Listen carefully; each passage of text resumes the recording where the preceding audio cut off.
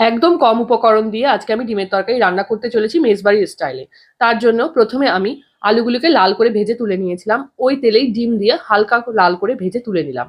তেলে দিয়ে দিলাম হচ্ছে তেজপাতা, শুকনো লঙ্কা। পেঁয়াজটিকে আমি আগে থেকে পেস্ট করে রেখেছিলাম। পেঁয়াজের পেস্টটি দিলাম।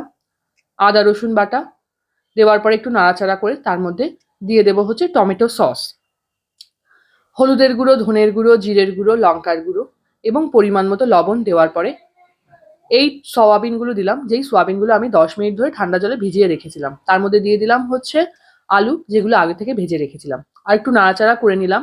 একটু কষিয়ে নেওয়ার পরে তার মধ্যে জল দিয়ে দেব। ভালো করে নাড়াচাড়া করব। যখন দেখব যে তেলটি ছেড়ে দিয়েছে তার মধ্যে ডিমগুলো দিয়ে দিলাম। আবারও একটু নাড়াচাড়া করব। যখন হয়ে এসছে তার মধ্যে কাসুরি মেথি দিয়ে দিলাম। ব্যাস হয়ে গেল মেজবাড়ি স্টাইলে ডিমের তরকারি।